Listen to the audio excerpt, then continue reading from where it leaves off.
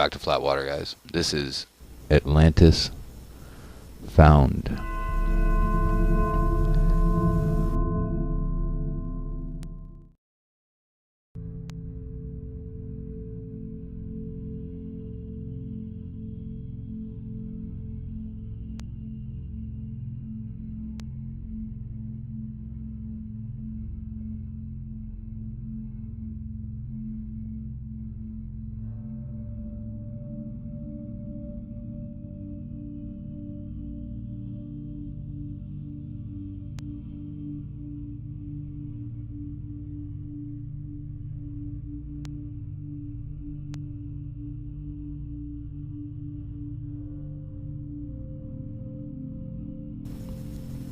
To the peoples at the pole in Eden, Meru, Shambhala, Asgard, Atlantis,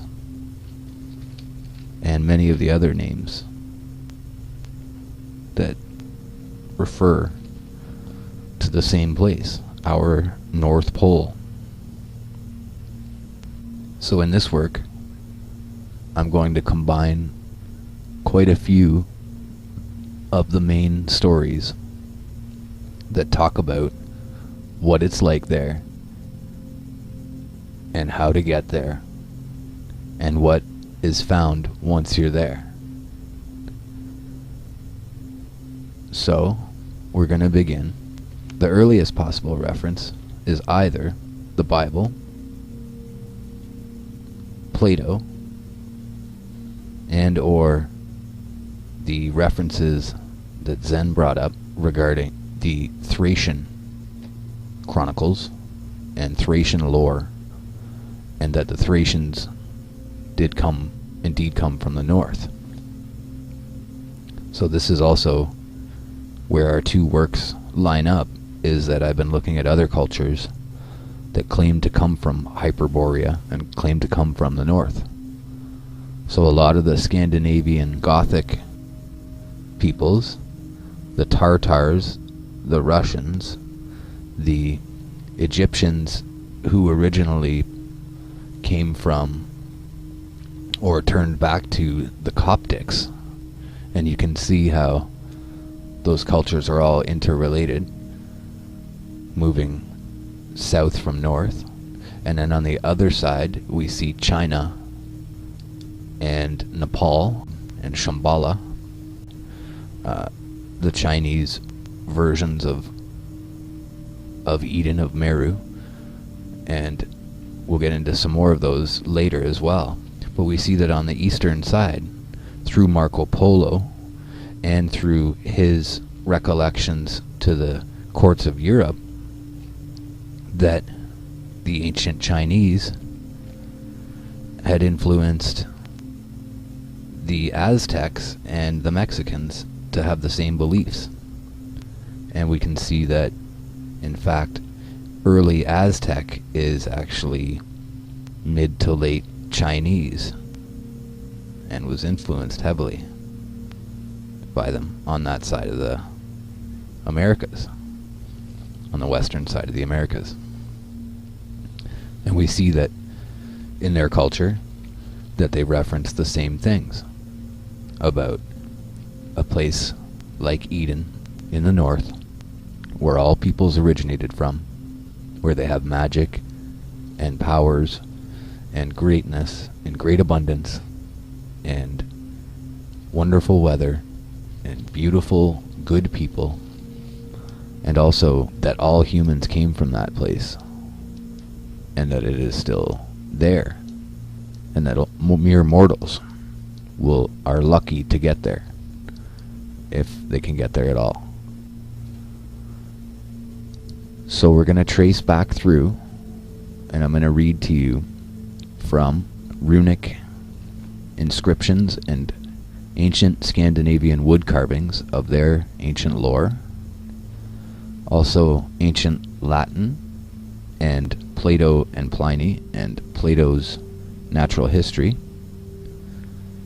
and also we'll be reading from, or Olaf Jensen will be reading from his tale of his journey to the north and what he discovered there, And we're also going to read from letters written from an English sailor to his brother in the early 1800s, and his descriptions of what it was like there and what he saw there. Hyperborea.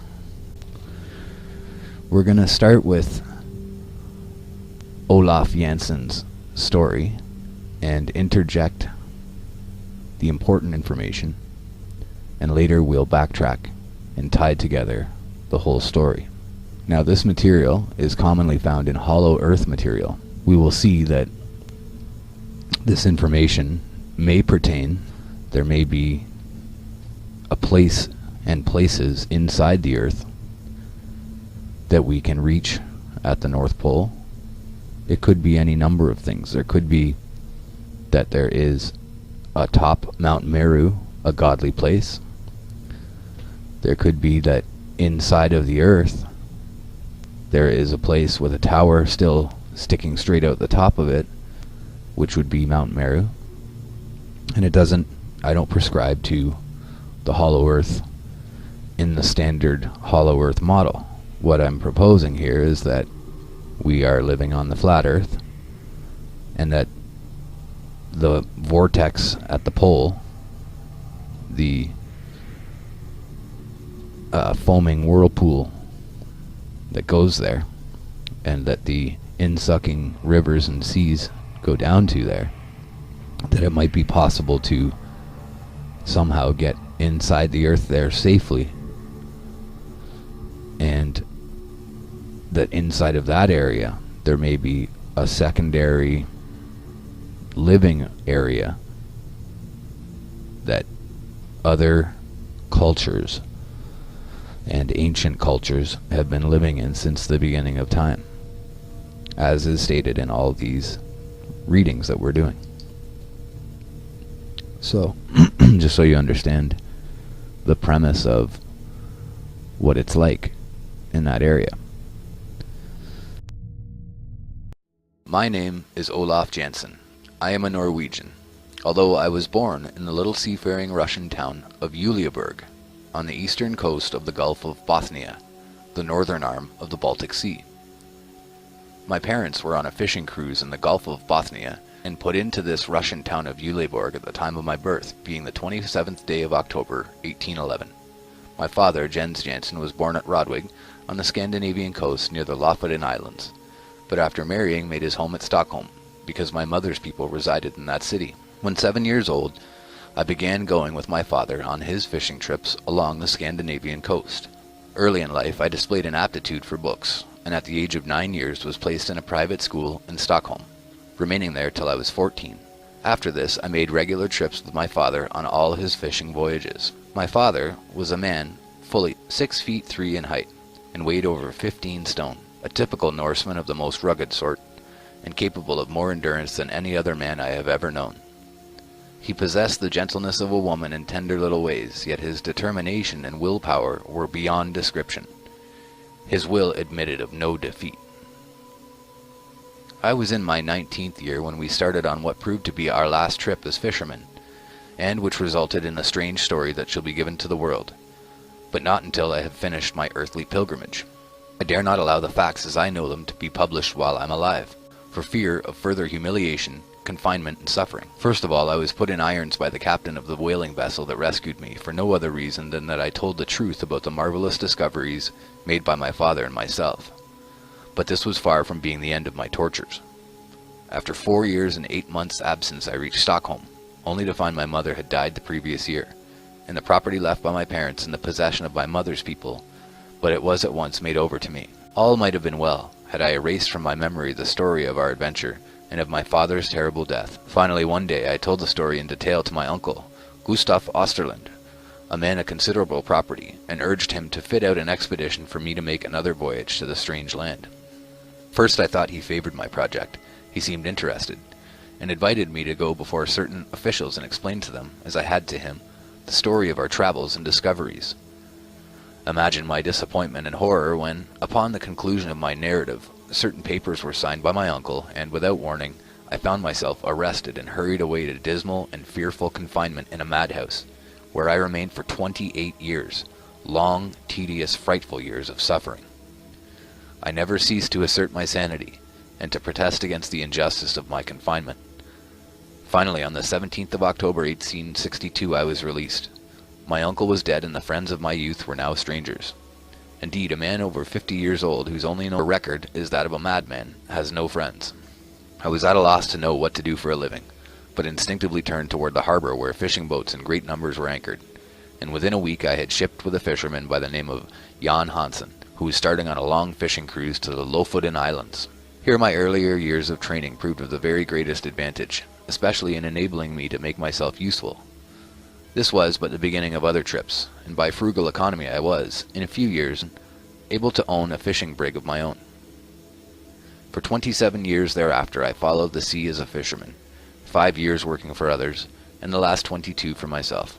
During all these years I was a most diligent student of books, as well as a hard worker at my business, but I took great care not to mention to anyone the story concerning the discoveries made by my father and myself. Even at this late day I would be fearful of having anyone see or know the things I am writing, and the records and maps I have in my keeping. When my days on earth are finished, I shall leave maps and records that will enlighten, and I hope benefit, mankind. The memory of my long confinement with maniacs, and all the horrible anguish and sufferings are too vivid to warrant my taking further chances. In 1889 I sold out my fishing boats, and found I had accumulated a fortune quite sufficient to keep me the remainder of my life. I then came to America. For a dozen years my home was in Illinois, near Batavia, where I gathered most of the books in my present library, though I bought many choice volumes from Stockholm. Later I came to Los Angeles, arriving here March 4, 1901. The date I well remember, as it was President McKinley's second inauguration that day. I bought this humble home and determined here in the privacy of my own abode, sheltered by my own vine and fig tree, and with my books about me, to make maps and drawings of the new lands we had discovered, and also to write the story in detail from the time my father and I left Stockholm until the tragic event that parted us in the Antarctic Ocean, or in the Arctic Ocean. I well remember that we left Stockholm in our fishing sloop on the 3rd day of April 1829, and sailed to the southward, leaving Gotland Island to the left and Åland Island to the right. A few days later we succeed in doubling Sandholmar Point, and made our way through the sound which separates Denmark from the Scandinavian coast.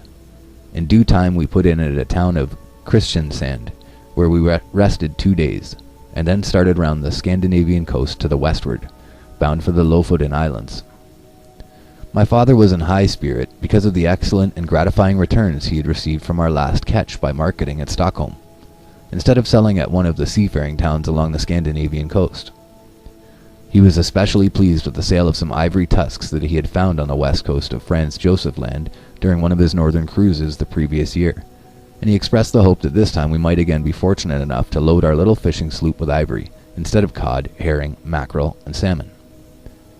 We put in at Hammerfest, latitude 71 degrees and 40 minutes, for a few days' rest. Here we remained 1 week, laying in an extra supply of provisions and several casks of drinking water, and then sailed towards Spitzbergen. For the first few days we had an open sea and favoring wind, and then we encountered much ice and many icebergs. A vessel larger than our little fishing sloop could not possibly have threaded its way among the labyrinth of icebergs or squeezed through the barely open channels. These monster bergs presented an endless succession of crystal palaces, massive cathedrals, and fantastic mountain ranges, grim and sentinel-like, immovable as some towering cliff of solid rock, standing silently as sphinx, resisting the restless waves of a fretful sea. After many narrow escapes, we arrived at Spitzbergen on the 23rd of June, and anchored at Wyjade Bay for a short time, where we were quite successful in our catches. We then lifted anchor and sailed through the Hinlopen Strait, and coasted along the northeast land, in set 2. It will be remembered that André started on his fatal balloon voyage from the northwest coast of Spitzbergen, so several times during this we'll interject with notes, side notes. They started along the Hinlopen Strait and coasted along the northeast land. A strong wind came up from the southwest, and my father said that we had better take advantage of it and try to reach Franz Josef Land, where the year before he had by accident found the ivory tusks that had brought him such a good price at Stockholm. Never before or since have I seen so many seafowl. They were so numerous that they hid the rocks on the coastline and darkened the sky. For several days we sailed along the rocky coast of Franz Josef Land. Finally, a favoring wind came up that enabled us to make the west coast, and after sailing 24 hours, we came to a beautiful inlet. One could hardly believe it was the north end. The place was green with growing vegetation, for while the area did not comprise more than 1 or 2 acres, yet the air was warm and tranquil. It seemed to be at that point where the Gulf Stream's influence is most keenly felt. And inset, Sir John Barrow Bart, in his work entitled Voyages of Discovery and Research within the Arctic Regions, says on page 57, Mr. Beechey refers to what has frequently been found and noticed, the mildness of the temperature on the western coast of Spitzbergen, there being little or no sensation of cold, though the thermometer might be only a few degrees above the freezing point. The brilliant and lively effect of a clear day, when the sun shines forth with a pure sky, whose azure hue is so intense as to find no parallel even in the boasted Italian sky. And we'll note in the other documents that we'll get to that they talk about the same thing, that once they reach a certain distance north, that it ceases to become so cold. On the east coast there were numerous icebergs, yet here we were in open water. Far to the west of us, however, were ice packs, and still farther to the westward the ice appeared like ranges of low hills. In front of us and directly to the north lay an open sea. Captain Kane on page 299, quoting from Morton's journal, 26 December, says, as far as I could see, the open passages are 15 miles or more wide, with sometimes mashed ice separating them. But it is all small ice, and I think it either drives out to the open space to the north or rots and sinks, as I could see none ahead to the north. And we'll notice that in the other portions where this is the main hindrance to travelers trying to get there, that it's the ice pack. Its early onset in winter and its late leaving in the summer makes it that there's very little time where you can safely get through the ice pack and get to the actual area of the pole. So it would be known, that's why it's known as the land beyond the north. And we'll get into later the actual, and you'll see it here as we go through in the photos, you'll see the actual route that these people took to get there, through the northern parts of Canada or Scandinavia or Russia. My father was an ardent believer in Odin and Thor, and had frequently told me they were gods who came from far beyond the north wind. There was a tradition, my father explained, that still farther northward was a land more beautiful than that any mortal had ever known, and that it was inhabited by the chosen. We find the following in Dutch mythology, page 778, from the pen of Jacob Grimm. Then the sons of Bor, as in Borea, or Hyperbore, built in the middle of the universe the city called Asgard, where dwell the gods and their kindred, and from that abode work out so many wondrous things, both on the earth and in the heavens above it. There is in that city a place called Hidskalf, and when Odin is seated there, upon his lofty throne, he sees over the whole world, and discerns all the actions of men. My youthful imagination was fired by the ardor, zeal, and religious fervor of my good father, and I exclaimed, why not sail to this goodly land? The sky is fair, the wind favorable, and the sea open. From Plato. He is the God who sits in the center, on the navel of the earth, and he is the interpreter of religion to all mankind. Plato. And we'll be reading from Plato later as well. Even now I can see the expression of pleasurable surprise on his countenance, as he turned toward me and asked, my son, are you willing to go with me and explore? To go far beyond, where man has ever ventured? I answered affirmatively. Very well, he replied. May the god Odin protect us. And, quickly adjusting the sails, he glanced at our compass, turned the prow in due northerly direction through an open channel, and our voyage had begun. Hall writes on page 288, on 23rd January, the two Eskimo, accompanied by 2 of the seamen, went to Cape Lupton. They reported a sea of open water extending as far as the eye could reach.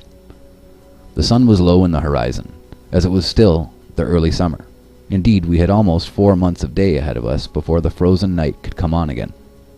Our little fishing sloop sprang forward, as if eager as ourselves for adventure. Within 36 hours we were out of sight of the highest point on the coastline of Franz Josef Land, We seemed to be in a strong current running north by northeast.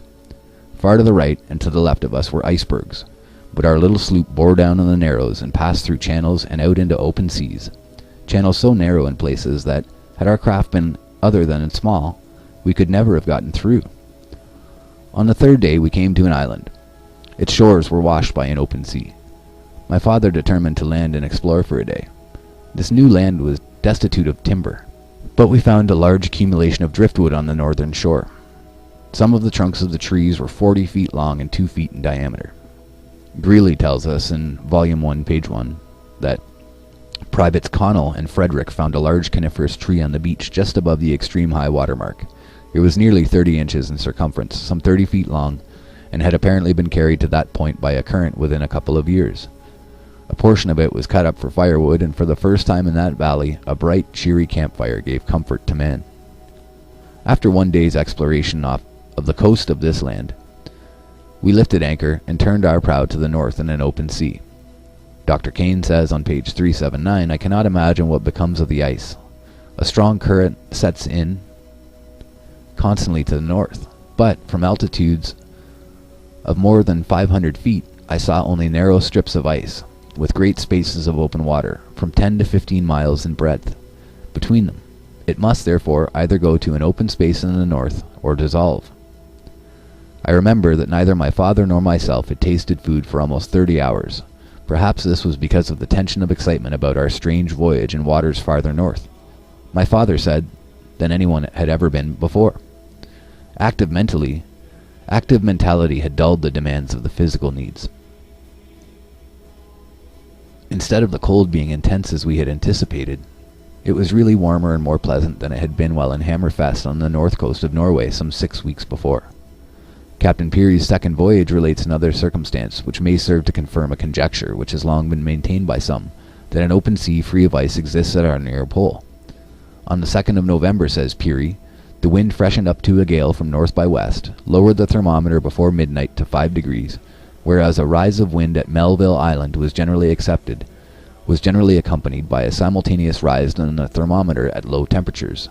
May not this, he asks, be occasioned by the wind blowing over an open sea in the quarter from which the wind blows, and tend to confirm the opinion that at or near the pole an open sea exists?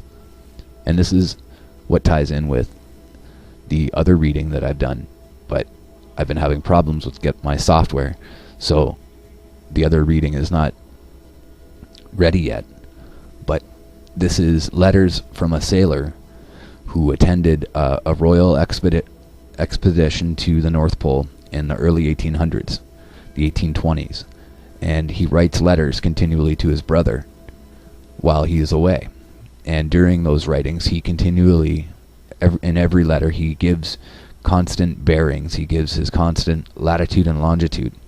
And as they move up from the 60th, 65th, 70th, 75th parallel, and they get up into the 80th and get right up there to the North Pole, and as they're moving westward, they move across the 90th, 95th, 100th, 103rd degree of longitude, and he keeps talking about where he is.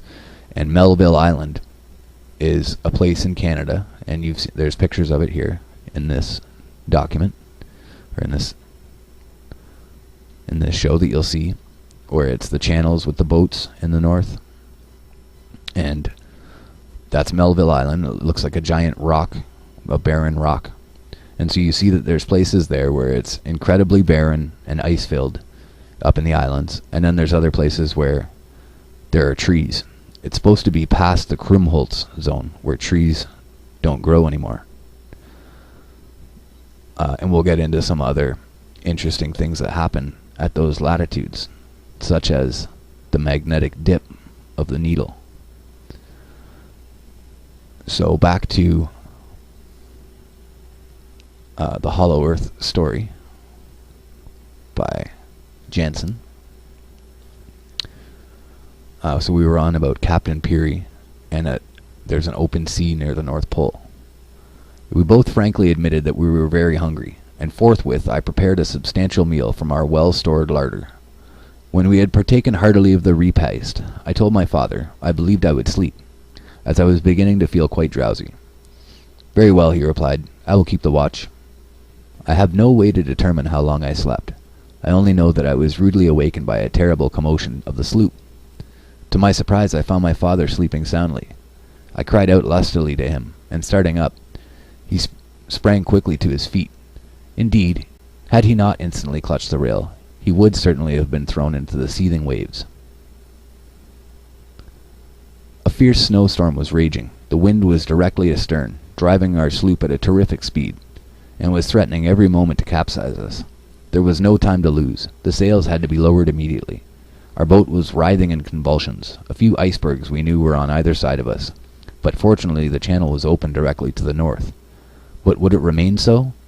In front of us, girding the horizon from left to right, was a vaporish fog or mist, black as Egyptian night at the water's edge, and white like a steam cloud toward the top, which was finally lost to view as it blended with the great white flakes of falling snow.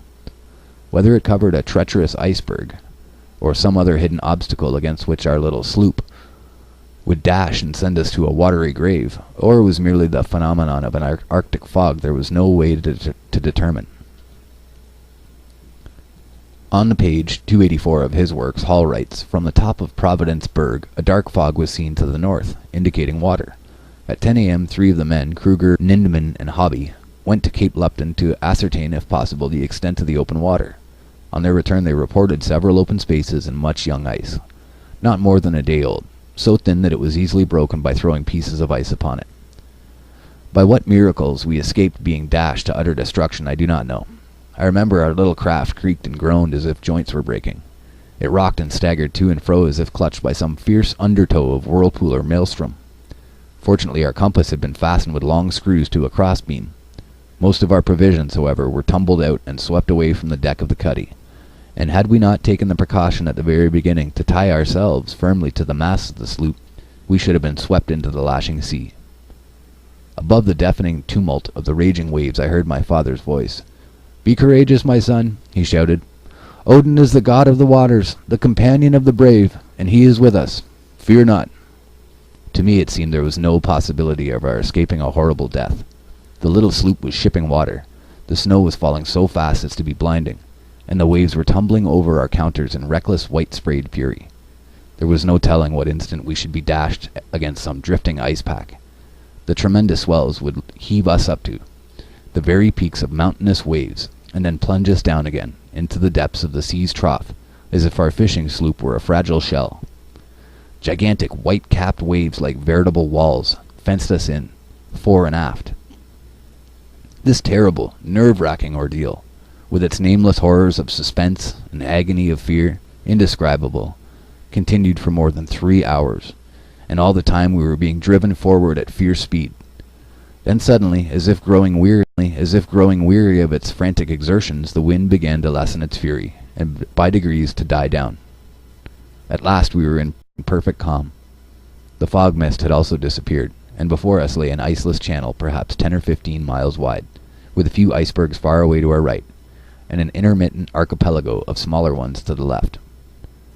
I watched my father closely, determined to remain silent until he spoke. Presently he untied the rope from his waist and, without saying a word, began working the pumps, which fortunately were not damaged, relieving the sloop of the water it had shipped in the madness of the storm. He put up the sloop sails as calmly as if casting a fishing net, and then remarked that we were ready for a favoring wind when it came. His courage and persistence were truly remarkable. On investigation we found less than 1/3 of our provisions remaining, while, to our utter dismay, we discovered that our water casks had been swept overboard during the violent plungings of our boat. 2 of our water casks were in the main hold. Both were empty. We had a fair supply of food, but no fresh water. I realized at once the awfulness of our position, and presently I was seized with a consuming thirst. "It is indeed bad," remarked my father. "Let us dry our bedraggled clothing, for we are soaked to the skin.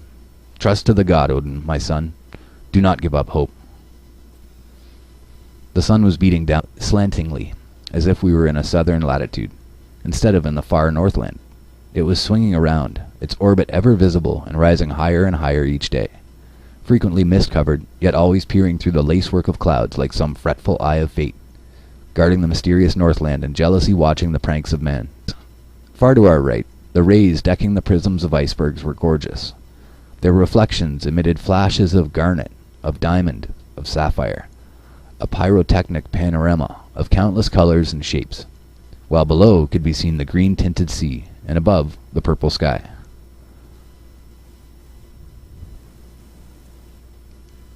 Beyond the north.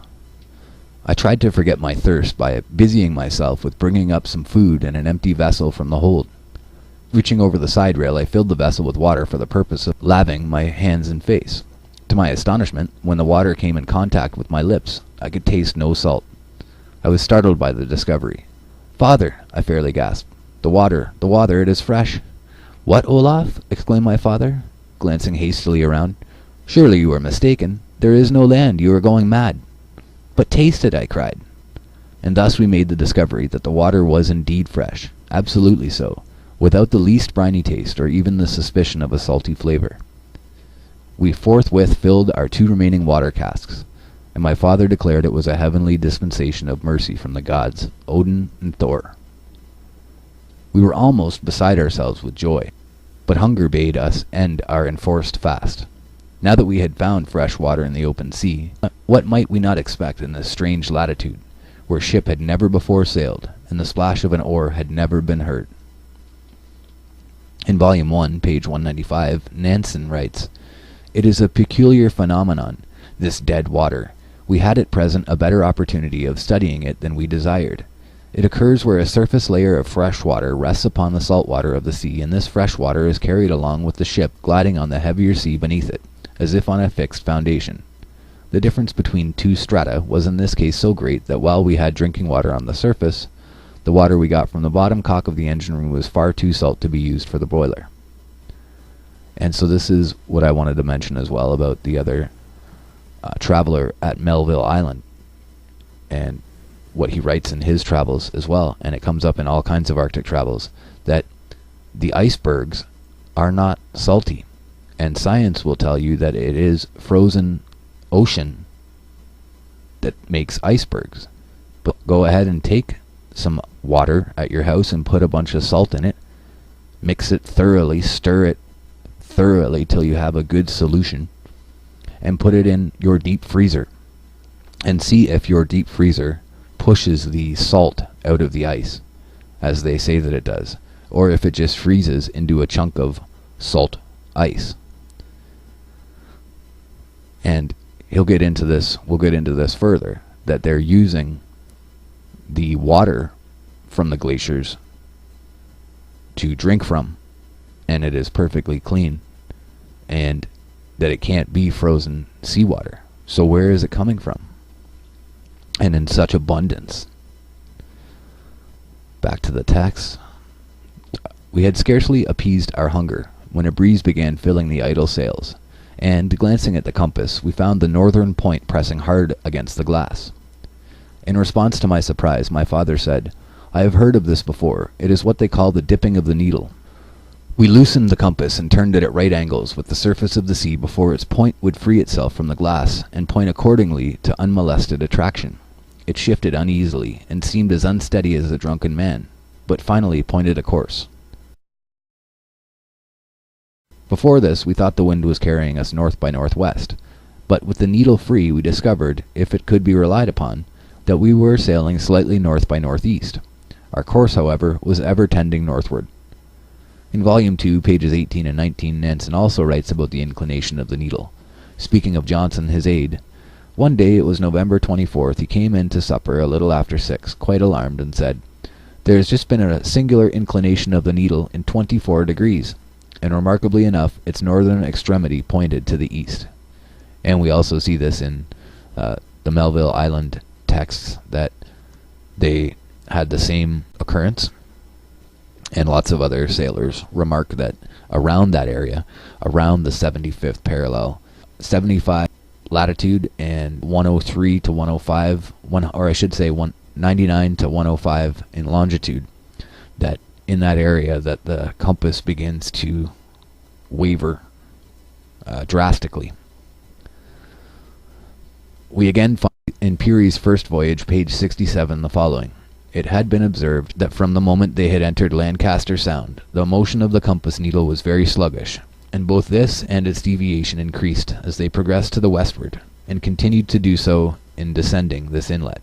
Having reached latitude 73 degrees, they witnessed for the first time the curious phenomenon of the directive power of the needle becoming so weak as to be completely overcome by the attraction of the ship, so that the needle might now be said to point to the north pole of the ship.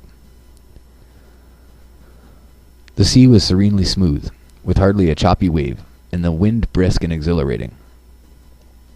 So, before we carry on, I'll add to that as well. During the Melville Island expeditions, those sailors, what they would do is get off of their ship and actually go onto the ice or onto the land into a place that was suitable where there was limited magnetic disturbance from other sources. So they learned after a very short time that they needed to get away from any other iron objects and to get a true bearing. And even still, in those locations, they would have major problems. The sea was serenely smooth, with hardly a choppy wave, and the wind brisk and exhilarating. The sun's rays, while striking us aslant, furnished tranquil warmth, and thus time wore on day after day, and we found from the record in our logbook we had been sailing 11 days since the storm in the open sea. By strictest economy, our food was holding out fairly well, but beginning to run low. In the meantime, one of our casks of water had been exhausted, and my father said, "We will fill it again." But to our dismay, we found the water was now as salt as in the region of the Lofoten Islands off the coast of Norway. This necessitated our being extremely careful of the remaining cask. I found myself wanting to sleep much of the time, whether it was the effect of the exciting experience of sailing in unknown waters, or the relaxation from the awful excitement incident to our adventure in a storm at sea, or due to want of food, I could not say. I frequently lay down in the bunker of our little sloop, and looked far up into the blue dome of the sky, and notwithstanding the sun was shining far away in the east, I always saw a single star overhead. For several days when I looked for the star, it was always there directly above us. It was now, according to our reckoning, about the 1st of August. The sun was high in the heavens, and was so bright that I could no longer see the lone star that attracted my attention a few days earlier. One day about this time, my father startled me by calling my attention to a novel sight far in front of us, almost at the horizon. "It is a mock sun," exclaimed my father. "I have read of them. It is called a reflection or mirage, and it will soon pass away." But this dull red false sun, as we supposed it to be, did not pass away for several hours, and while we were unconscious of its emitting any rays of light, still there was no time thereafter when we could not sweep the horizon in front and locate the illumination of the so-called false sun, during a period of at least 12 hours out of every 24. Clouds and mists would at times almost, but never entirely, hide its location. Gradually it seemed to climb higher in the horizon of the uncertain purple sky as we advanced. It could hardly be said to resemble the sun, except in its circular shape, and when not obscured by clouds or the ocean mists, it had a hazy red bronzed appearance, which would change to a white like a luminous cloud, as if reflecting some greater light beyond. We finally agreed in our discussion of the smoky furnace-colored sun that, whatever the cause of the phenomena, it was not a reflection of our sun, but a planet of some sort, a reality. Nansen, on page 394, says, "Today another noteworthy thing happened, which was that about midday we saw the sun, or to be more correct, an image of the sun, for it was only a mirage. A peculiar impression was produced by the sight of that glowing fire lit just above the outermost edge of the ice. According to the enthusiastic descriptions given by many Arctic travelers of the first appearance of this god of life after the long winter night, the impression ought to be one of jubilant excitement. But it was not so in my case. We had not expected to see it for some days yet, so that my feeling was rather one of pain, of disappointment, that we must have drifted farther south than we ought. So, it was with pleasure I soon discovered that it could not be the sun itself. The mirage was at first a flattened-out, glowing red streak of fire on the horizon, and later there were two streaks, the one above the other, with a dark space between, and from the main top I could see 4 or even 5 such horizontal lines directly over one another, all of equal length, as if one could imagine a square, dull red sun with horizontal dark streaks across it, or the northern lights, is what I would add. One day, soon after this, I felt exceedingly drowsy, and fell into a sound sleep, But it seemed that I was almost immediately aroused by my father's vigorous shaking of me by the shoulder and saying, "Olaf, awaken! There is land in sight." I sprang to my feet, and oh joy, joy unspeakable! There, far in the distance, yet directly in our path, were lands jutting boldly into the sea. The shoreline stretched far away to the right of us, as far as the eye could see, and all along the sandy beach were waves breaking into choppy foam, receding and then going forward again, ever chanting in monotonous thunder tones the song of the deep. The banks were covered with trees and vegetation. I cannot express my feeling of exultation at this discovery. My father stood motionless, with his hand on the tiller, looking straight ahead, pouring out his heart in thankful prayer and thanksgiving to the gods, Odin and Thor. In the meantime, a net which we found in the stowage had been cast, and we caught a few fish that materially added to our dwindling stock of provisions. The compass, which we had fastened back in its place in fear of another storm, was still pointing due north and moving on its pivot, just as it had in Stockholm. The dipping of the needle had ceased. What could this mean? Then, too, our many days of sailing had certainly carried us far past the North Pole, and yet the needle continued to point north. We were sorely perplexed, for surely our direction was now south. Peary's first voyage, page 69, says, "On reaching Sir Byam Martin's Island, the nearest to Melville, the latitude of the place of observation was 75 degrees 9 minutes and 23 seconds, and the longitude 103 degrees 44 minutes 37 seconds.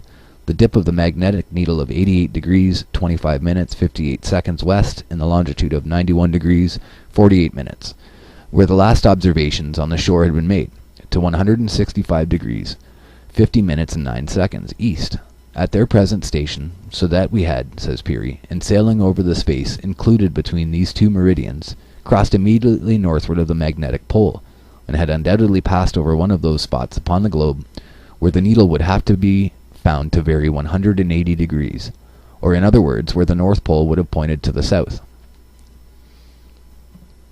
So obviously I think they're just very confused there. We sailed for 3 days along the shoreline, then came to the mouth of a fjord or river of immense size. It seemed more like a great bay, and into this we turned our fishing craft, the direction being slightly northeast of south.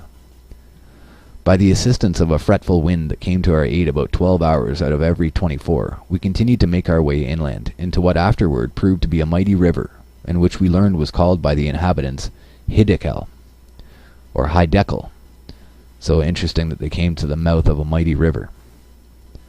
We continued our journey for 10 days thereafter, and found we had fortunately attained a distance inland where ocean tides no longer affected the water, which had become fresh. The discovery came none too soon, for our remaining cask of water was well nigh exhausted. We lost no time in replenishing our casks, and continued to sail farther up the river when the wind was favorable. So something I want to mention here.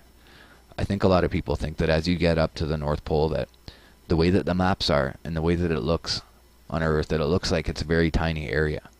When in reality, if you consider the size of things like Lake Ontario or other large bodies, which are really on a map quite tiny bodies, they are tremendous size areas of water. You could be out on them and think that you're out on an ocean. You could be out and not see land for days or weeks, just like you're on the ocean. And so within the interior of the pole there, at the part where the rivers rush into that inner sea, that northern inner sea could be a huge body of water. And you would have, being a sailor, not knowing where you are there, you would easily still think that you're out on the main ocean. The discovery came none too soon. All the banks, great forests miles in extent, could be seen stretching away on the shoreline. The trees were of enormous size. We landed after anchoring near a sandy beach and waded ashore, and were rewarded by finding a quantity of nuts that were very palatable and satisfying to hunger, and a welcome change from the monotony of our stock of provisions. So they found food there.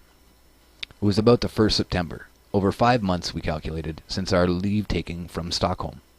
Suddenly we were frightened almost out of our wits by hearing in the far distance the singing of people. Very soon thereafter we discovered a huge ship gliding down the river directly toward us. Those aboard were singing in one mighty chorus that, echoing from bank to bank, sounded like 1,000 voices, filling the whole universe with quivering melody. The accompaniment was played on stringed instruments not unlike our harps. It was a larger ship than any we had ever seen and was differently constructed. Asiatic Mythology, Paradise Found, translation by Sayce, in a book called Records of the Past, we are told of a dwelling which the gods created for the first human beings, a dwelling in which they become great and increased in numbers, and the location of which is described in words exactly corresponding to those of the Iranian,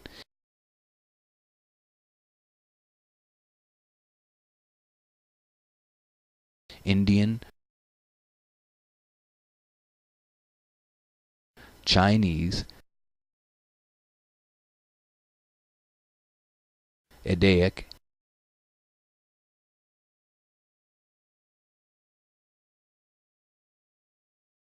and Aztec literature, namely, in the center of the earth. From Warren. At this particular time, our sloop was becalmed, and not far from the shore. The bank of the river, covered with mammoth trees, rose up several hundred feet in beautiful fashion. We seemed to be on the edge of some primeval forest that doubtless stretched far inland. The immense craft paused, and almost immediately a boat was lowered, and 6 men of gigantic stature rowed to our little fishing sloop. They spoke to us in a strange language. We knew from their manner, however, that they were not unfriendly. They talked a great deal among themselves, and one of them laughed immoderately, as though in finding us a queer discovery had been made.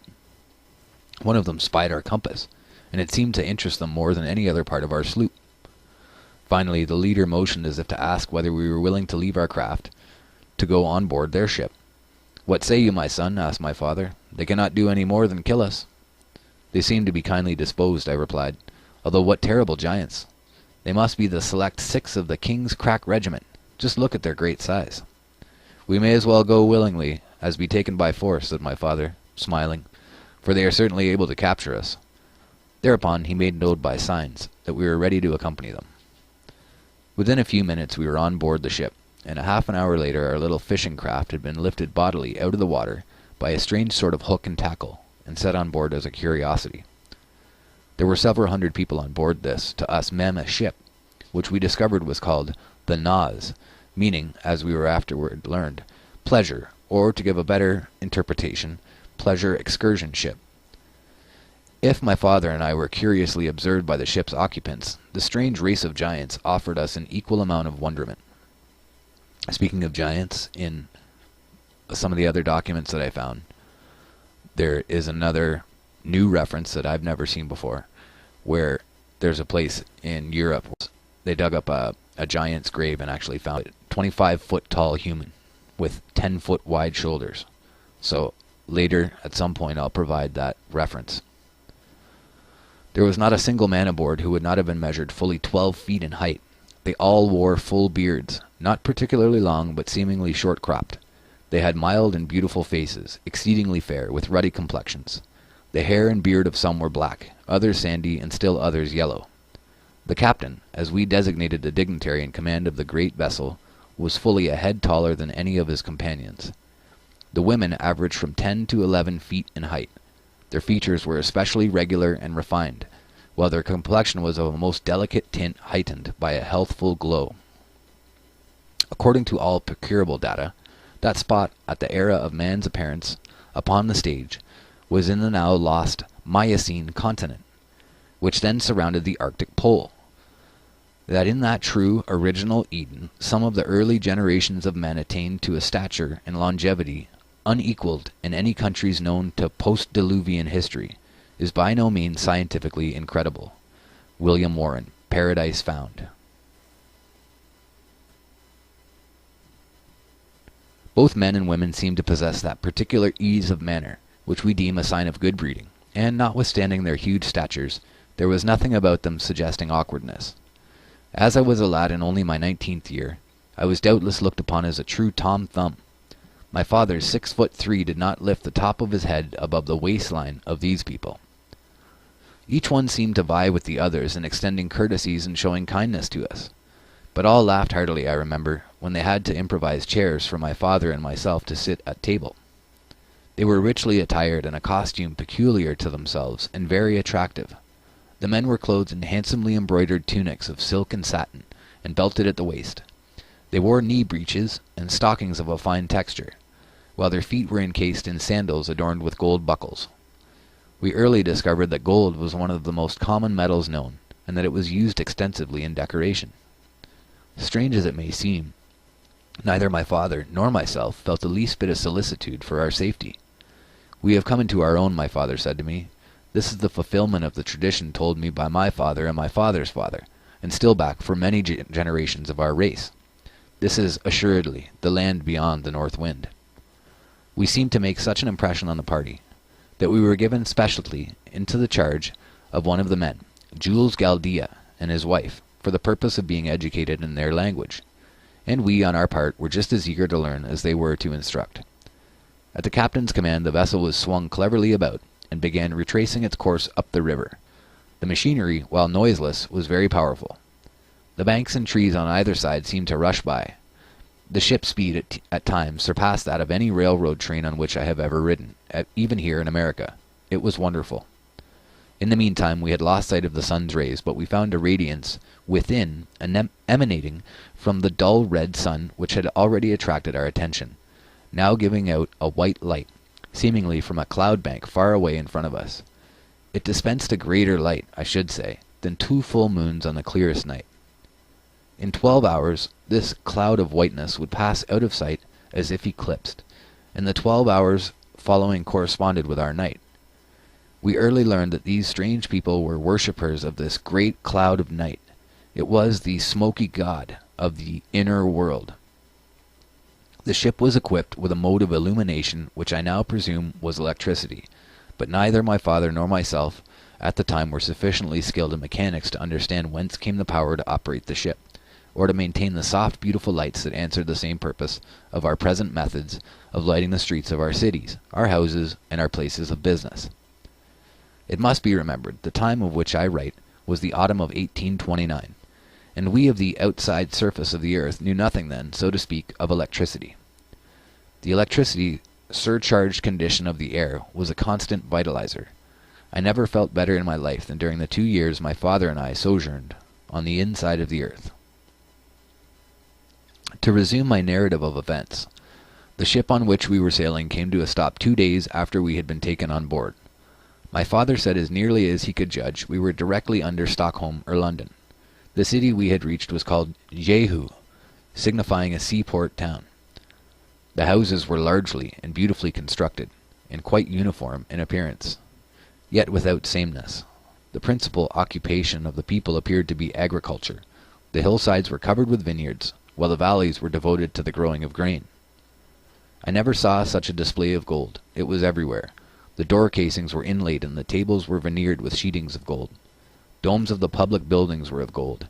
It was used most generously in the finishings of the great temples of music. Vegetation grew in lavish exuberance, and fruit of all kinds possessed the most delicate flavor. Clusters of grapes 4 and 5 feet in length, each grape as large as an orange, and apples larger than a man's head, typified the wonderful growth of all things on the inside of the earth. The great redwood trees of California would be considered mere underbrush compared with the giant forest trees extending for miles and miles in all directions. In many directions along the foothills of the mountains, vast herds of cattle were seen during the last day of our travel on the river. So ordinarily when you're hearing this story, you'd be picturing, and the pictures shown would be of a hollow ball earth, which is, it just looks and seems ludicrous, aside from our knowledge of the fact that the earth is flat. So while you're thinking of this and while you're watching, don't think of it as being in the inside of the ball. Think of it as that you've gone down inside of the earth, inside of caves inside the earth, and that this is where he's finding these things. We heard much of a city called Eden, but we were kept at Jehu for an entire year. By the end of that time we had learned to speak fairly well the language of this strange race of people. Our instructor, Jules Galdea, and his wife, exhibited a patience that was truly commendable. One day an envoy from the ruler at Eden came to see us, and for 2 whole days my father and myself were put through a series of surprising questions. They wished to know from whence we came, what sort of people dwelt without, and what god we worshipped, our religious beliefs. the mode of living in our strange land, and 1,000 other things. The compass which we had brought with us attracted special attention. My father and I commented between ourselves on the fact that the compass still pointed north, although we now knew that we had sailed over the curve or over the edge of the Earth's aperture, and were far along southward on the inside of the surface of the Earth's crust. See, again, they just misunderstand where they were, which according to my father's estimate and my own is about 300 miles from the inside to the outside. It's no thicker than an eggshell. There's almost as much surface on the inside as the outside. The great luminous cloud, or a ball of dull red fire, fiery red in the mornings and evenings, and during the day giving off a beautiful white light, the smoky god, is seemingly suspended in the center of the great vacuum within the earth, and held to its place by the immutable law of gravitation, or a repellent atmospheric force, as the case may be. I refer to the known power that draws or repels with equal force in all directions. So again, at this time, they just don't understand what they're seeing, nor do I. If there's some sort of a light source down there, how am I to say how it functions? But we'll see later what this gets into. The base of this electrical cloud or central luminary, the seat of the gods, is dark and non-transparent, save for innumerable small openings, seemingly in the bottom of the great support or altar of the deity, upon which the smoky god rests. And the lights shining through these many openings twinkle at night in all their splendor, and seem to be stars, as natural as the stars we see shining when we're at home in Stockholm, excepting that they appear larger. The smoky god, therefore, with each daily revolution of the earth, appears to come up in the east and go down in the west, the same as our sun does on the surface. In reality, the people within believe that the smoky god is the throne of their Jehovah, and is stationary, the effect of night and day, therefore, produced by the earth's daily rotation. So is that his interpretation or theirs? I have since discovered that the language of the people of the inner world is much like that of Sanskrit. After we had given an account of ourselves to the emissaries from the central seat of government of the inner continent, and my father had, in his crude way, drawn maps at their request of the outside surface, showing the divisions of land and water and giving the name of each of the continents, large islands, and the oceans, we were taken overland to the city of Eden, in a conveyance different from anything we have in Europe or America. This vehicle was doubtless some electrical contrivance. It was noiseless, and ran on a single iron rail in perfect balance. The trip was made at a very high rate of speed. We were carried up hills and down dales, across valleys and along the sides of steep mountains, without any apparent attempt having been made to level the earth as we do for railroad tracks. We were taken overland to the city of Eden, in a conveyance different from anything we have in Europe or America. This vehicle was doubtless some electrical contrivance. It was noiseless, and ran on a single iron rail in perfect balance. The trip was made at a very high rate of speed. We were carried up hills and down dales, across valleys and along the sides of steep mountains, without any apparent attempt having been made to level the earth as we do for railroad tracks. The car seats were huge yet comfortable affairs, and very high above the floor of the car. On the top of each car were high-geared flywheels lying on their sides, which were so automatically adjusted that, as the speed of the car increased, the high speed of these flywheels increased. We would see that this is exactly the same as the effect that a gyro would have, that it would hold the cart perfectly level. And that would perfectly suit what they're describing here. The surprise of my father and myself was indescribable when, amid the regal magnificence of a spacious hall, we were finally brought before the great high priest, ruler over all the land. He was richly robed and much taller than those about him, and could not have been less than 14 or 15 feet in height. The immense room in which we were received seemed finished in solid slabs of gold, thickly studded with jewels of amazing brilliancy. The city of Eden is located in what seems to be a beautiful valley. Yet, in fact, it is on the loftiest mountain plateau of the inner continent, several thousand feet higher than any portion of the surrounding country. It is the most beautiful place I have ever beheld in all my travels. In this elevated garden all manner of fruits, vines, shrubs, trees, and flowers grow in riotous profusion. In this garden 4 rivers have their source in a mighty artesian fountain. They divide and flow in 4 directions. This place is called by inhabitants the navel of the earth, or the beginning, the cradle of the human race. The names of the rivers are the Euphrates, the Pison, the Gihon, and the Hiddekel. And in other pieces, we'll see that the 4 rivers are named the Tigris, the Euphrates, the Gihon, and the Pison. So we'll carry on. And the Lord God planted a garden, and out of the ground made the Lord God to grow every tree that is pleasant to the sight and good for food. The book of Genesis. The unexpected awaited us in this palace of beauty, in the finding of our little fishing craft. It had been brought before the high priest in perfect shape, just as it had been taken from the waters that day when it was loaded on board the ship by the people who discovered us on the river more than a year before. We were given an audience of over 2 hours with this great dignitary, who seemed kindly disposed and considerate. He showed himself eagerly interested, asking us numerous questions and invariably regarding things about which his emissaries had failed to inquire. At the conclusion of the interview he inquired our pleasure, asking us whether we wished to remain in his country or, if we were preferred, to return to the outer world, providing it were possible to make a successful return trip across the frozen belt barriers that encircle both the northern and southern openings of the earth. My father replied, "It would please me and my son to visit your country and see your people, your colleges and palaces of music and art, your great fields, your wonderful forests of timber, and after we have had this pleasurable privilege, we should like to try to return to our home on the outside of the earth. This son is my only child, and my good wife will be wearily waiting our return."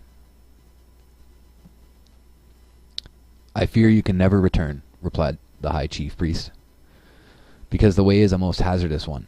However, you shall visit the different countries with Jules Galdea as your escort, and be accorded every courtesy and kindness.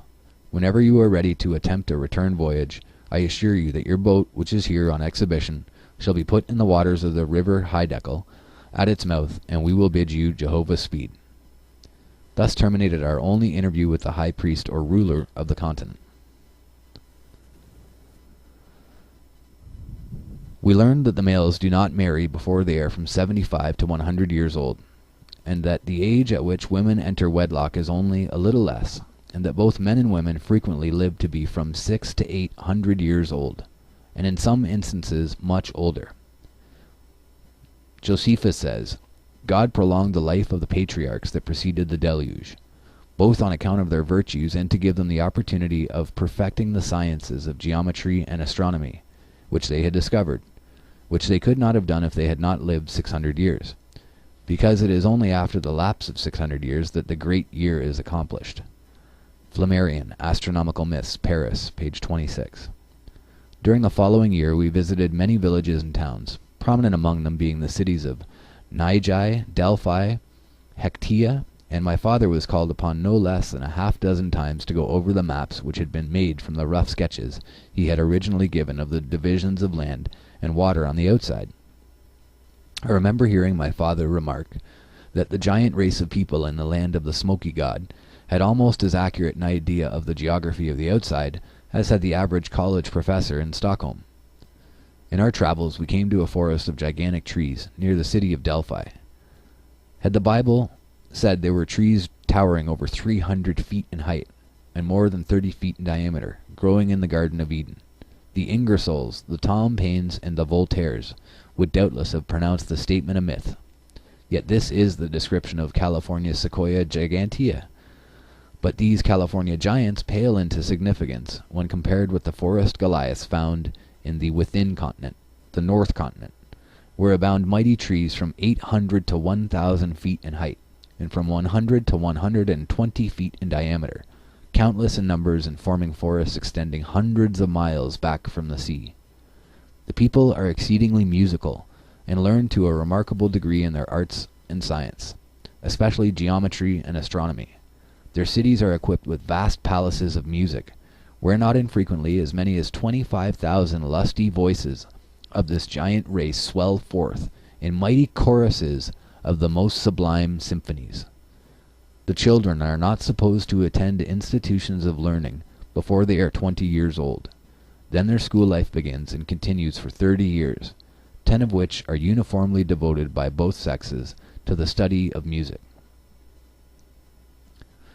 Their principal vocations are architecture, agriculture, horticulture, the raising of vast herds of cattle, and the building of conveyances particular to that country, for travel on land and water. By some device which I cannot explain, they hold communion with one another between the most distant parts of their country on air currents. All buildings are erected with special regard to strength, durability, beauty, and symmetry, and with a style of architecture vastly more attractive to the eye than I have ever observed elsewhere. About 3/4 of the inner surface of the earth is land, and about 1/4 water. There are numerous rivers of tremendous size, some flowing in a northerly direction and others southerly.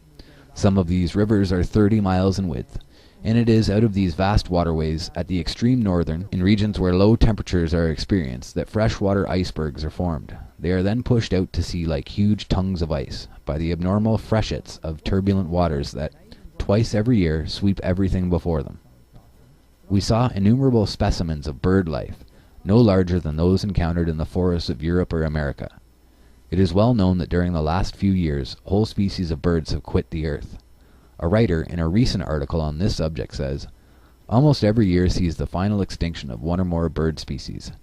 Out of 14 varieties of birds found a century since on a single island, the West Indian island of St. Thomas, 8 now have to be numbered among the missing. Is it not possible that these disappearing bird species quit their habitation without and find an asylum in the within world?"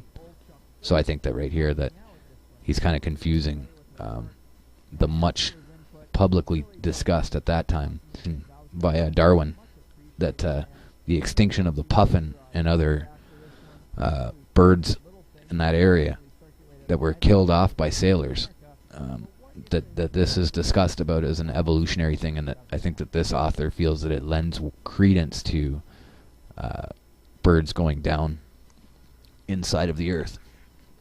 So it's just another interesting side note.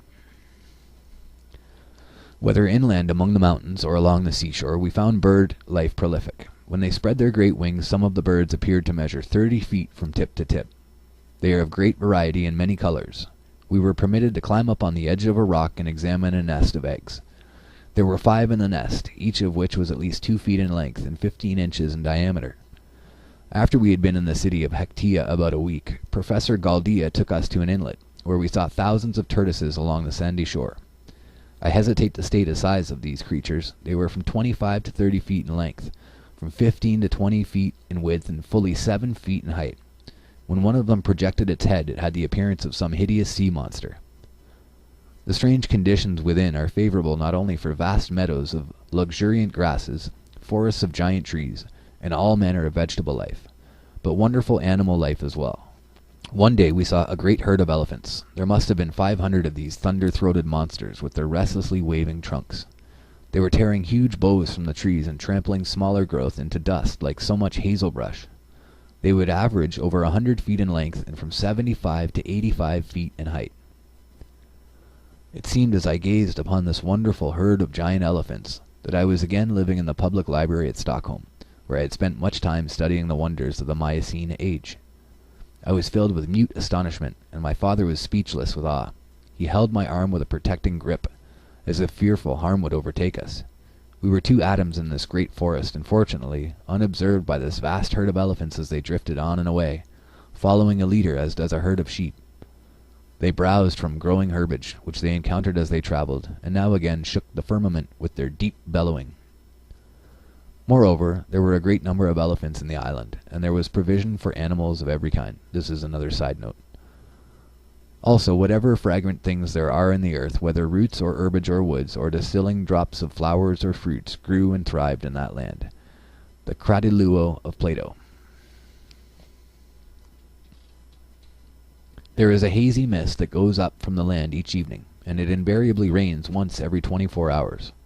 This great moisture and invigorating electrical light and warmth accounts, perhaps, for the luxuriant vegetation, while the highly charged electrical air and the evenness of climatic conditions may have much to do with giant growth and longevity of all animal life. In places, the level valleys stretched away for many miles in every direction.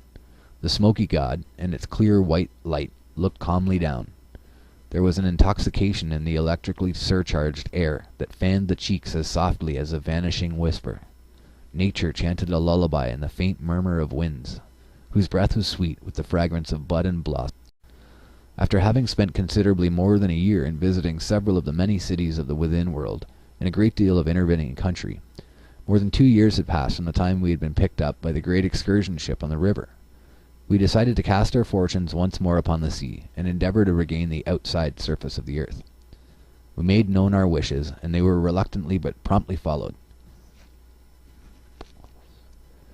Our host gave my father, at his request, various maps showing the entire inside of the earth. Its cities, oceans, seas, rivers, gulfs, and bays. They also generously offered to give us all the bags of gold nuggets, some of them as large as a goose's egg, that we were willing to attempt to take with us in our little fishing boat. In due time we returned to Jehu, at which place we spent 1 month in fixing up and overhauling our little fishing sloop. After all was in readiness, the same ship, Nas, that originally discovered us, took us on board and sailed to the mouth of the river Hiddekel. After our giant brothers had launched our little craft for us, they were most cordially regretful at parting, and evinced much solicitude for our safety. My father swore by the gods Odin and Thor that he would surely return again, within a year or two, and pay them another visit, and thus we bade them adieu. We made ready and hoisted our sail, but there was little breeze. We were becalmed within an hour after our giant friends had left us and started on their return trip. The winds were constantly blowing south, that is, they were blowing from the northern opening of the earth toward that which we knew to be south, but which, according to our compass's pointing figure, was directly north. For 3 days we tried to sail and to beat against the wind, but to no avail, whereupon my father said, "My son, to return by the same route as we came is impossible at this time of year. I wonder why we did not think of this before. We have been here almost 2.5 years. Therefore this is the season when the sun is beginning to shine in at the southern opening of the earth. The long cold night is on in the Spitzbergen country. What shall we do?" I inquired. "There is only one thing we can do," my father replied, "and that is to go south." Accordingly he turned the craft about, gave it full reef, and started by the compass north, but in fact directly south. The wind was strong, and we seemed to have struck a current that was running with remarkable swiftness in the same direction. In just 40 days we arrived at Delphi, a city we had visited in company with our guides, Jules Galdea and his wife, near the mouth of the Gihon River. Here we stopped for 2 days, and were most hospitably entertained by the same people who had welcomed us on our former visit. We laid in some additional provision, and again set sail, following the needle due north.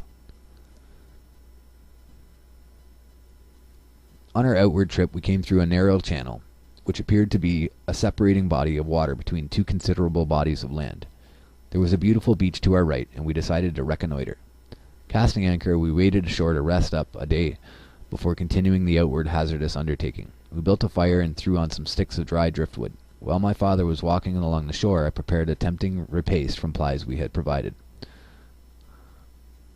There was a mild, luminous night, which my father said resulted from the sun shining in from the south aperture of the earth. That night we slept soundly, and awakened the next morning as refreshed as if we had been in our own beds at Stockholm. After breakfast we started out on an island tour of discovery, but had not gone far when we sighted some birds which we recognized at once as belonging to the penguin family. They are flightless birds, but excellent swimmers and tremendous in size, with white breast, short wings, black head, and long peaked bills. They stand fully 9 feet high. They looked at us with little surprise, and presently waddled rather than walked toward the water, and swam away in a northerly direction. The nights are never so dark at the poles as in other regions, for the moon and stars seem to possess twice as much light and effulgence. In addition, there is a continuous light, the varied shades and play of which are amongst the strangest phenomena of nature. Rambrassen's astronomy. The events that occurred during the following 100 or more days begar description. We were on an open and iceless sea. The month we reckoned to be November or December, and we knew the so-called South Pole was turned toward the sun. Therefore, when passing out and away from the internal electrical light of the smoky god and its genial warmth, we would be met by the light and warmth of the sun, shining in through the south opening of the earth. We were not mistaken. The fact that gives the phenomenon of the polar aurora its greatest importance is that the Earth becomes self-luminous, that besides the light which as a planet is received from the central body, it shows a capability of sustaining a luminous process proper to itself. Humboldt. So I think that here he's either become extremely confused, or he has, if this story is true, it could be that someone has told him to come up with this story that they popped out at the South Pole to properly confuse us. Because everything up to that point went with the rest of our research. And then at the end of it now, it seems to be coming back on itself and destroying itself. Quite common in these let out the information and then destroy it exercises that they do. So carrying on, they're supposed to be at the South Pole now, leaving. But what we'll see is that it sounds more like they were at the North still. There were times when our little craft, driven by wind that was continuous and persistent, shot through the waters like an arrow. Indeed, had we encountered a hidden rock or obstacle, our little vessel would have been crushed into kindling wood. At last we were conscious that the atmosphere was growing decidedly colder, and a few days later icebergs were sighted far to the left. My father argued, and correctly, that the winds which filled our sails came from the warm climate within. The time of the year was certainly most auspicious for us to make our dash for the outside world, and attempt to scud our fishing sloop through open channels of the frozen zone which surrounds the polar regions. We were soon amid the ice packs, and how our little craft got through the narrow channels and escaped being crushed, I know not. The compass behaved in the same drunken and unreliable fashion in passing over the southern curve or edge of the Earth's shell, as it had done on our inbound trip at the northern entrance. So I think it's just, they're at the North still. They took them back to the River Hiddekel and pushed them out. So they wouldn't have taken them somewhere else. It gyrated, dipped, and seemed like a thing possessed, the compass. Captain Sabina on page 105 in Voyages in the Arctic Regions says, "The geographical determination of the direction and intensity of the magnetic forces at different points of the Earth's surface has been regarded as an object worthy of special research. To examine in different parts of the globe the declination, inclination, and intensity of the magnetic force, and their periodical and secular variations and mutual relations and dependencies could be duly investigated only in fixed magnetical observatories."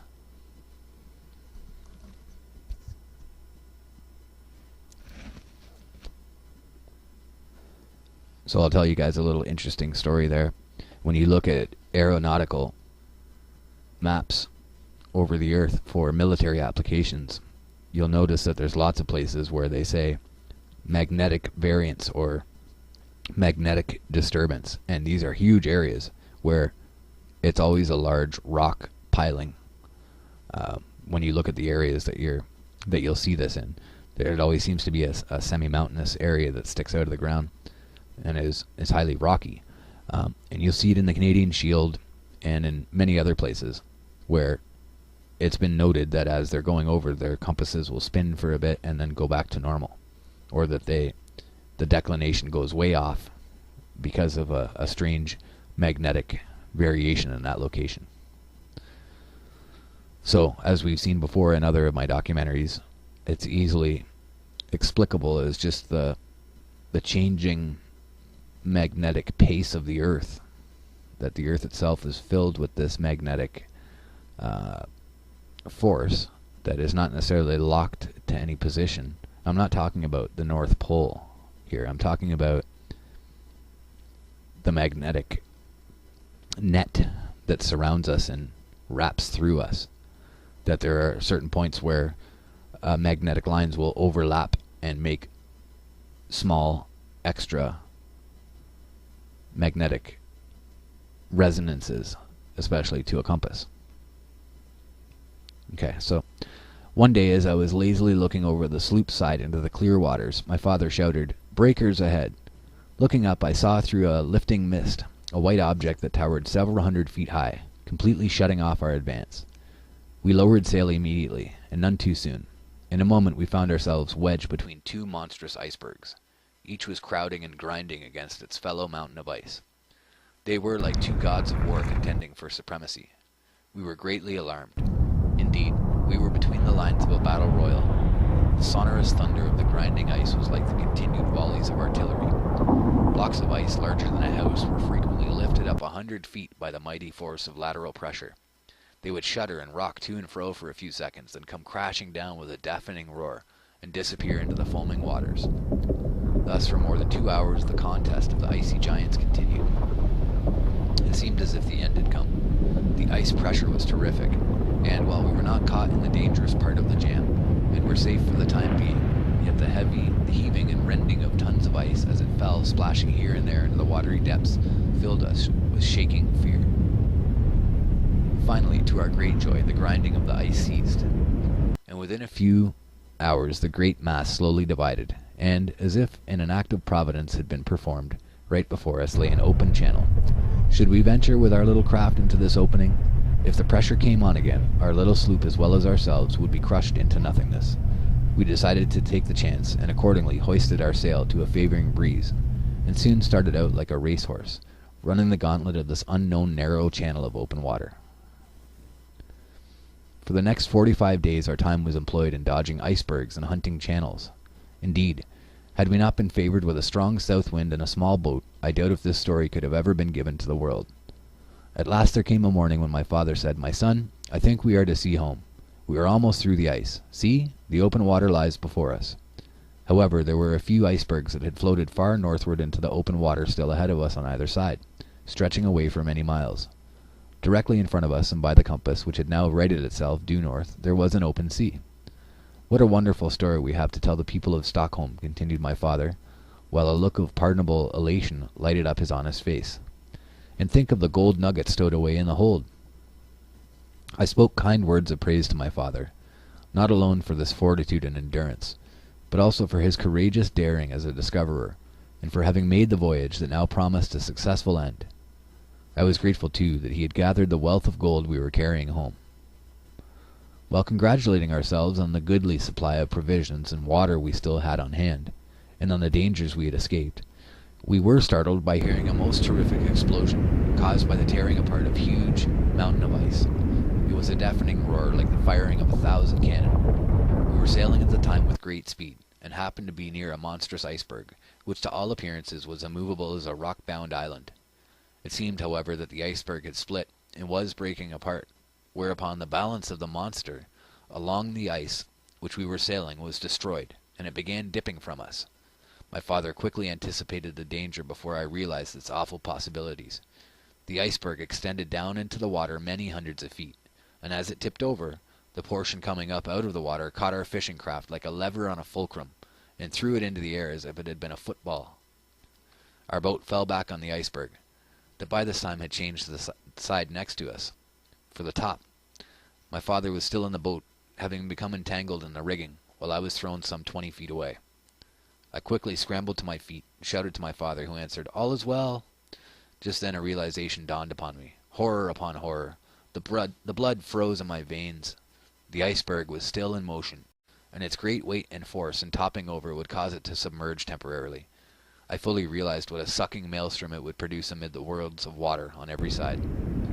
They would rush into the depression in all their fury, like white-fanged wolves eager for human prey.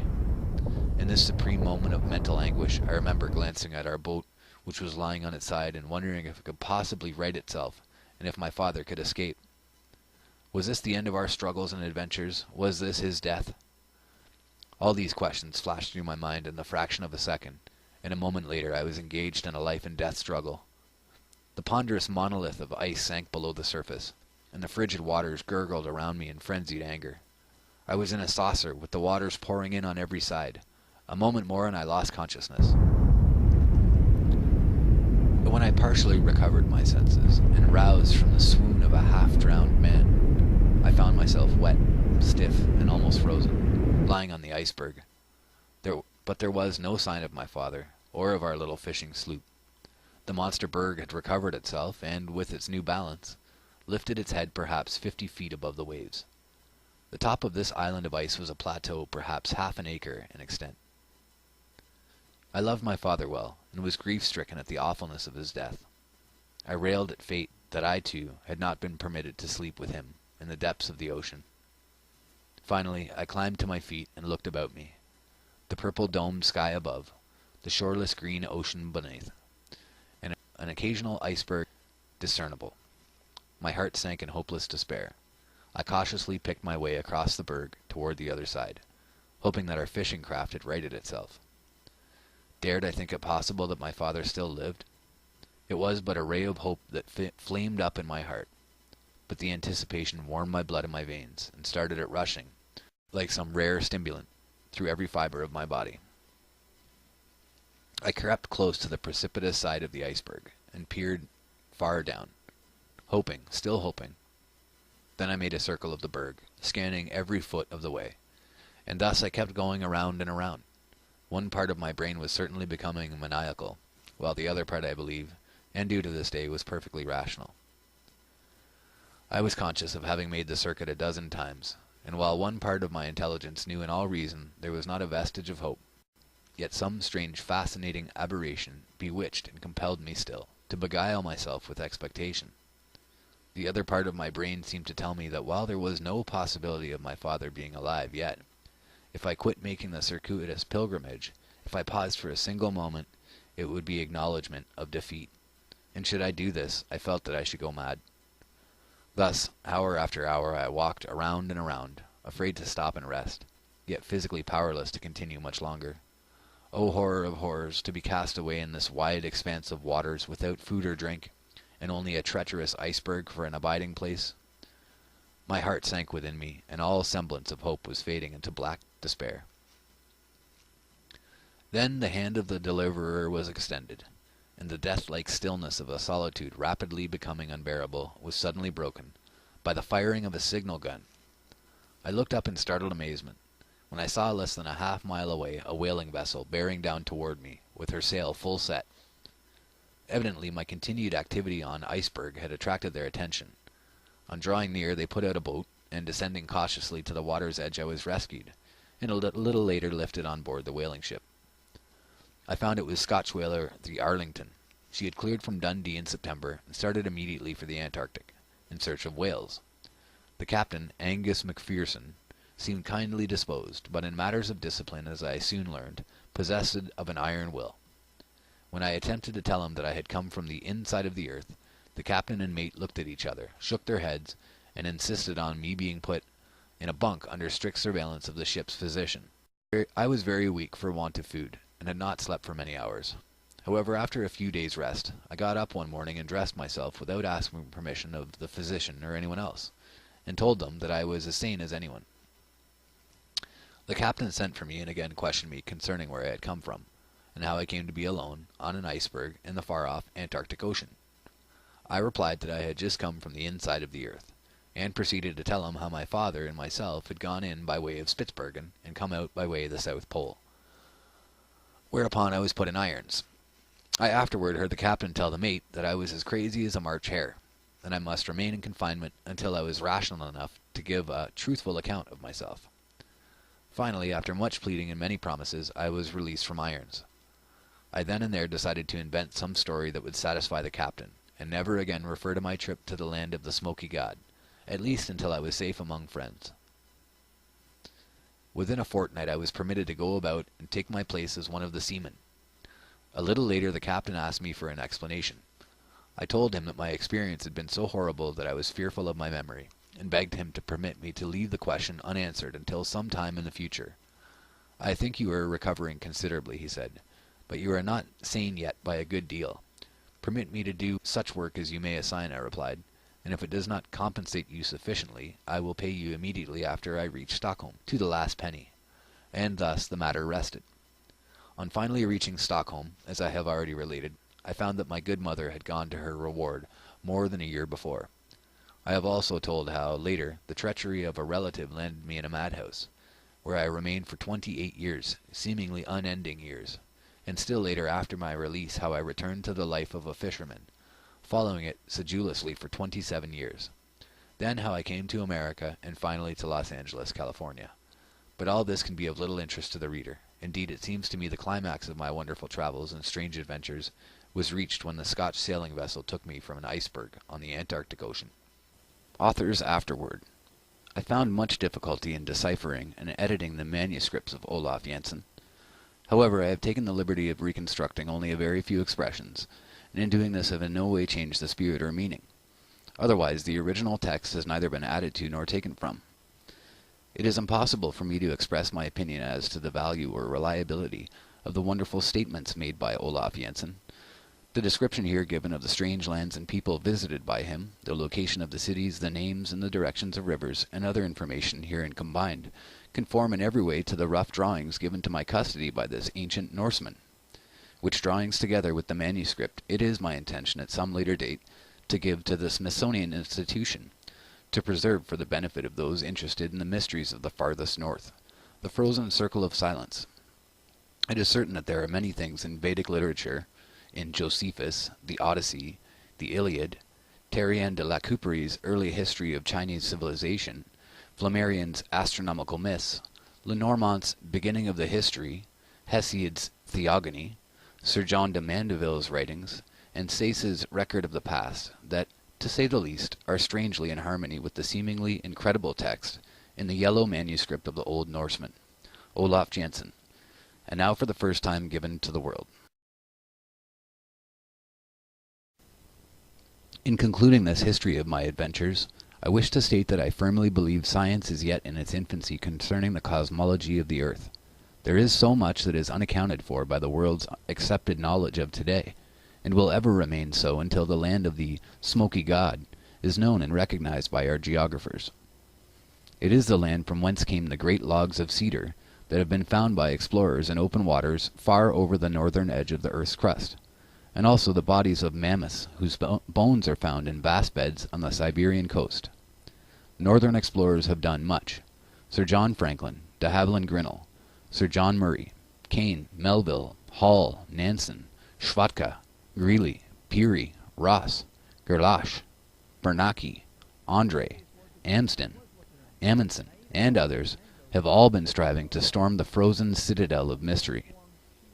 I firmly believe that Andre and two brave companions, Strindberg and Franknell, who sailed away in the balloon Orion from the northwest coast of Spitzbergen on that Sunday afternoon of July 1897, are now in the within world, and doubtless are being entertained, as my father and myself were entertained, by the kind-hearted giant race inhabiting the inner Atlantic continent. Having, in my humble way, devoted years to these problems, I am well acquainted with the accepted definition of gravity, as well as the cause of the magnetic needle's attraction, and I am prepared to say that it is my firm belief that the magnetic needle is influenced solely by electric currents, which completely envelop the earth like a garment, and that these electric currents in an endless circuit pass out of the southern end of the earth's opening, diffusing and spreading themselves over all the outside surface, and rushing madly on in their course toward the North Pole. And while these currents seemingly dash off into space at the earth's curve or edge, yet they drop again to the inside surface and continue their way southward along the inside of the earth's crust, toward the opening. Mr. Lemstrom concluded that an electric discharge, which could only be seen by means of the spectroscope, was taking place on the surface of the ground all around him, and that from a distance it would appear as a faint display of aurora, the phenomena of pale and flaming light which is sometimes seen on the top of the Spitzbergen mountains, from the Arctic. As to gravity, no one knows, because it has not been determined, whether it is atmospheric pressure that causes the apple to fall, or whether 150 miles below the surface of the earth, supposedly one halfway through, there exists some powerful lodestone attraction that draws it. Therefore, whether the apple, when it leaves the limb of the tree, is drawn or impelled downward to the nearest point of resistance is unknown to the students of physics. The valleys of this inner Atlantis continent, bordering the upper waters of the farthest north, are in season covered with the most magnificent and luxuriant flowers. Not hundreds and thousands, but millions of acres from which the pollen or blossoms are carried far away, in almost every direction, by the earth's spiral gyrations and the agitation of the wind. And it is these blossoms or pollen from the vast floral meadows within that produce the colored snows of the Arctic regions that have so mystified the northern explorers. Kane, Volume 1, page 54, says, "We passed the crimson cliffs of Sir John Ross in the forenoon of August 5th. The patches of red snow from which they derive their name could be seen clearly at the distance of 10 miles from the coast. Le Champ, in an account of André's balloon expedition, on page 144, says, "On the Isle of Amsterdam, the snow is tinted with red for a considerable distance, and the savants are collecting it to examine it microscopically. It presents in fact certain peculiarities. It is thought that it contains very small plants." Scorby, the famous whaler, had already remarked this. Beyond question, this new land within is the home, the cradle of the human race, and viewed from the standpoint of the discoveries made by us, must of necessity have a most important bearing on all physical, paleontological, archaeological, philological, and mythological theories of antiquity. The same idea of going back to the land of mystery, to the very beginning, to the origin of man, is found in Egyptian traditions of the earlier terrestrial regions of the gods, heroes and men from the historical fragments of Manetho, fully verified by the historical records taken from the more recent excavations of Pompeii, as well as traditions of the North American Indians. It is now 1 hour past midnight. The new year of 1908 is here, and this is the 3rd day thereof. And having at last finished the record of my strange travels and adventures I wish given to the world, I am ready, and even longing, for the peaceful rest which I am sure will follow life's trials and vicissitudes. I am old in years, and ripe both with adventures and sorrows, yet rich with the few friends I have cemented to me, in my struggles to lead a just and upright life. Like a story that is well nigh told, my life is ebbing away. The presentiment is strong within me that I shall not live to see the rising of another sun. Thus do I conclude my message. Olaf Jansen.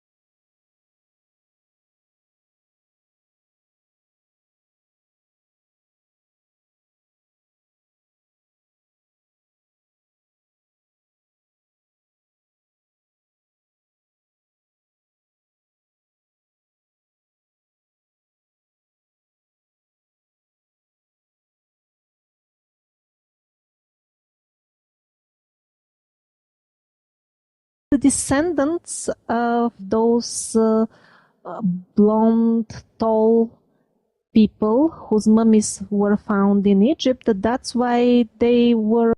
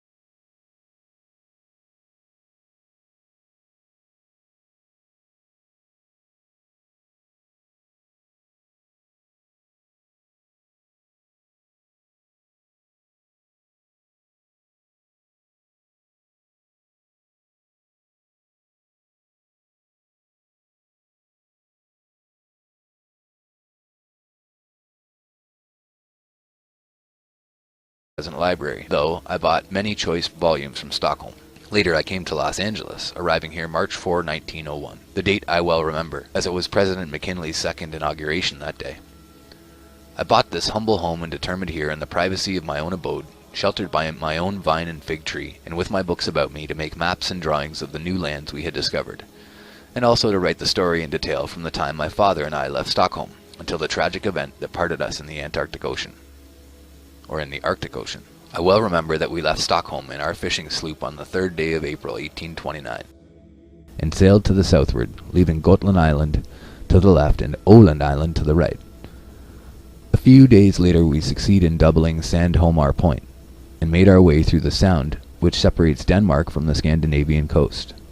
In due time we put in at a town of Kristiansand, where we rested 2 days, and then started round the Scandinavian coast to the westward, bound for the Lofoten Islands. My father was in high spirit because of the excellent and gratifying returns he had received from our last catch by marketing at Stockholm, instead of selling at one of the seafaring towns along the Scandinavian coast. He was especially pleased with the sale of some ivory tusks that he had found on the west coast of Franz Josef Land during one of his northern cruises the previous year, and he expressed the hope that this time we might again be fortunate enough to load our little fishing sloop with ivory, instead of cod, herring, mackerel, and salmon. We put in at Hammerfest, latitude 71 degrees and 40 minutes, for a few days' rest. Here we remained 1 week, laying in an extra supply of provisions and several casks of drinking water, and then sailed towards Spitzbergen. For the first few days we had an open sea and favoring wind, and then we encountered much ice and many icebergs. A vessel larger than our little fishing sloop could not possibly have threaded its way among the labyrinth of icebergs, or squeezed through the barely open channels.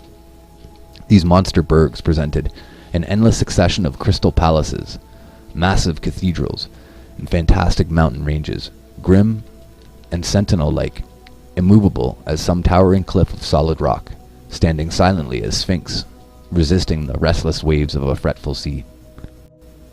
After many narrow escapes, we arrived at Spitzbergen on the 23rd of June, and anchored at Wyjade Bay for a short time, where we were quite successful in our catches. We then lifted anchor and sailed through the Hinlopen Strait, and coasted along the northeast land, in set 2. It will be remembered that Andre started on his fatal balloon voyage from the northwest coast of Spitzbergen, so several times during this we'll interject with notes, side notes. They started along the Hinlopen Strait and coasted along the northeast land. A strong wind came up from the southwest, and my father said that we had better take advantage of it and try to reach Franz Josef Land.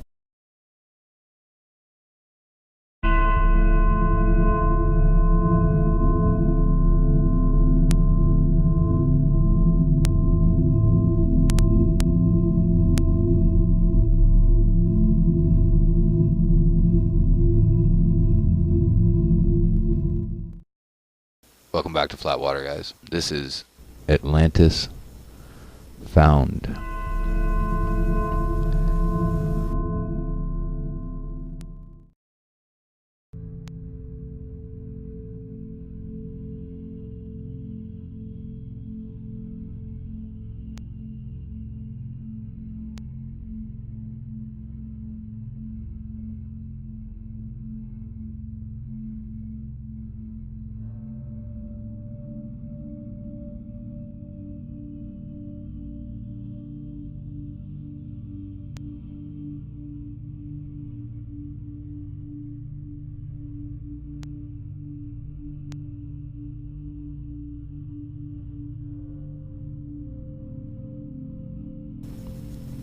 To the peoples at the pole in Eden, Meru, Shambhala, Asgard, Atlantis,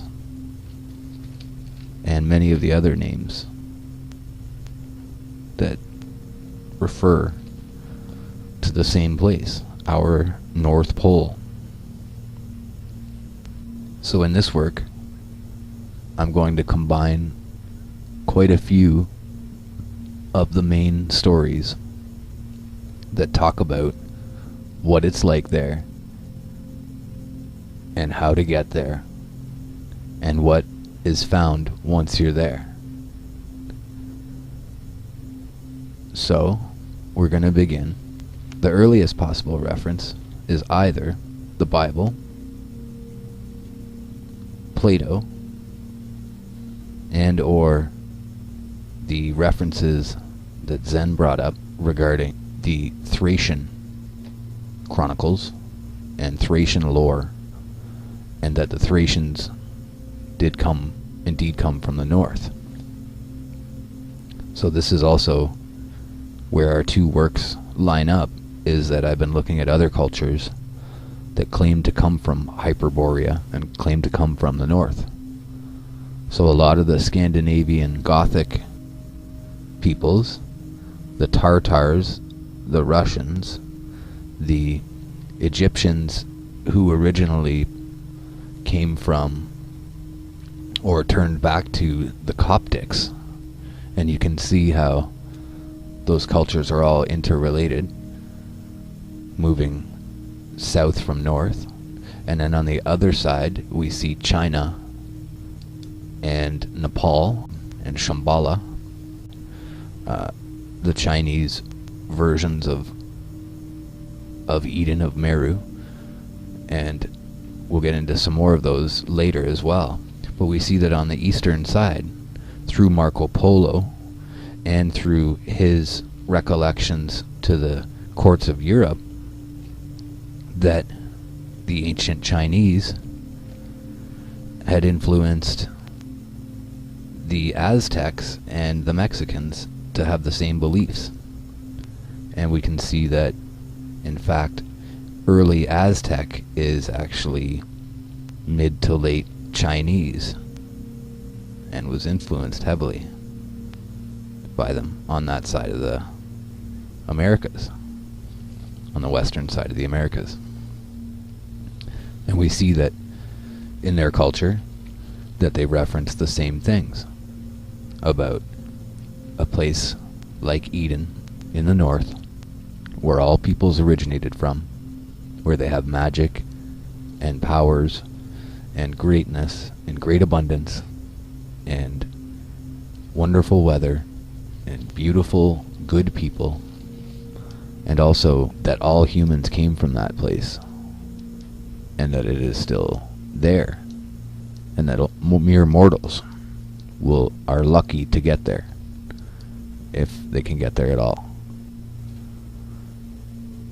So we're going to trace back through, and I'm going to read to you from runic inscriptions and ancient Scandinavian wood carvings of their ancient lore, also ancient Latin and Plato and Pliny and Plato's natural history,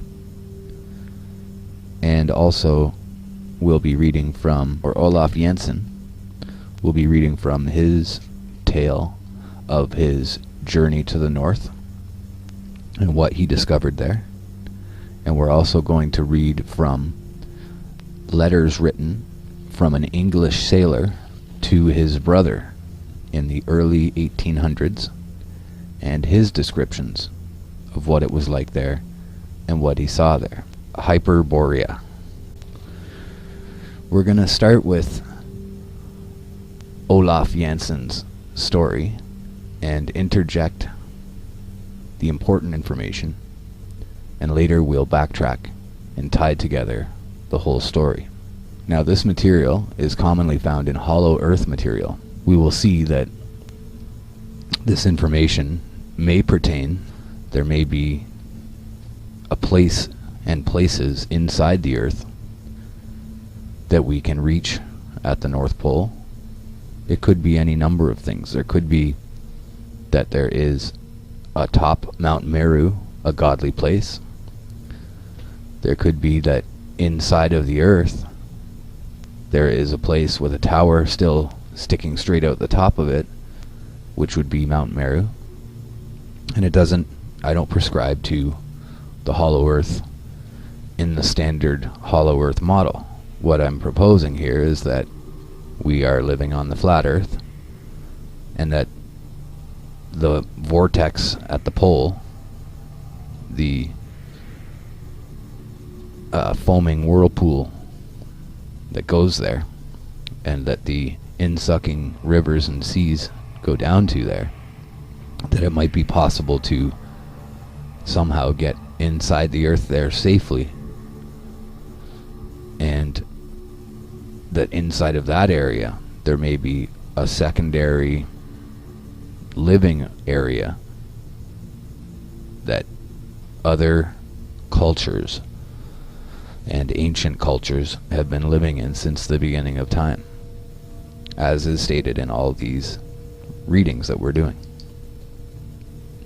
So, just so you understand the premise of what it's like in that area. My name is Olaf Jansen. I am a Norwegian, although I was born in the little seafaring Russian town of Uleaborg on the eastern coast of the Gulf of Bothnia, the northern arm of the Baltic Sea. My parents were on a fishing cruise in the Gulf of Bothnia and put into this Russian town of Uleaborg at the time of my birth, being the 27th day of October, 1811. My father, Jens Jansen, was born at Rodwig on the Scandinavian coast near the Lofoten Islands, but after marrying made his home at Stockholm, because my mother's people resided in that city. When 7 years old, I began going with my father on his fishing trips along the Scandinavian coast. Early in life, I displayed an aptitude for books, and at the age of 9 years was placed in a private school in Stockholm, remaining there till I was 14. After this, I made regular trips with my father on all his fishing voyages. My father was a man fully 6 feet 3 in height, and weighed over 15 stone, a typical Norseman of the most rugged sort, and capable of more endurance than any other man I have ever known. He possessed the gentleness of a woman in tender little ways, yet his determination and willpower were beyond description. His will admitted of no defeat. I was in my 19th year when we started on what proved to be our last trip as fishermen, and which resulted in a strange story that shall be given to the world, but not until I have finished my earthly pilgrimage. I dare not allow the facts as I know them to be published while I'm alive, for fear of further humiliation, confinement, and suffering. First of all, I was put in irons by the captain of the whaling vessel that rescued me, for no other reason than that I told the truth about the marvelous discoveries made by my father and myself. But this was far from being the end of my tortures. After 4 years and 8 months' absence, I reached Stockholm, only to find my mother had died the previous year, and the property left by my parents in the possession of my mother's people, but it was at once made over to me. All might have been well, had I erased from my memory the story of our adventure, and of my father's terrible death. Finally, one day, I told the story in detail to my uncle, Gustav Osterland, a man of considerable property, and urged him to fit out an expedition for me to make another voyage to the strange land. First I thought he favored my project. He seemed interested, and invited me to go before certain officials and explain to them, as I had to him, the story of our travels and discoveries. Imagine my disappointment and horror when, upon the conclusion of my narrative, certain papers were signed by my uncle, and without warning, I found myself arrested and hurried away to dismal and fearful confinement in a madhouse, where I remained for 28 years, long, tedious, frightful years of suffering. I never ceased to assert my sanity, and to protest against the injustice of my confinement. Finally, on the 17th of October 1862, I was released. My uncle was dead, and the friends of my youth were now strangers. Indeed, a man over 50 years old, whose only known record is that of a madman, has no friends. I was at a loss to know what to do for a living, but instinctively turned toward the harbor where fishing boats in great numbers were anchored, and within a week I had shipped with a fisherman by the name of Jan Hansen, who was starting on a long fishing cruise to the Lofoten Islands. Here my earlier years of training proved of the very greatest advantage, especially in enabling me to make myself useful. This was but the beginning of other trips, and by frugal economy I was, in a few years, able to own a fishing brig of my own. For 27 years thereafter I followed the sea as a fisherman, 5 years working for others, and the last 22 for myself. During all these years I was a most diligent student of books, as well as a hard worker at my business, but I took great care not to mention to anyone the story concerning the discoveries made by my father and myself. Even at this late day I would be fearful of having anyone see or know the things I am writing, and the records and maps I have in my keeping. When my days on earth are finished, I shall leave maps and records that will enlighten, and I hope benefit, mankind. The memory of my long confinement with maniacs, and all the horrible anguish and sufferings are too vivid to warrant my taking further chances. In 1889 I sold out my fishing boats, and found I had accumulated a fortune quite sufficient to keep me the remainder of my life. I then came to America. For a dozen years my home was in Illinois, near Batavia, where I gathered most of the books in my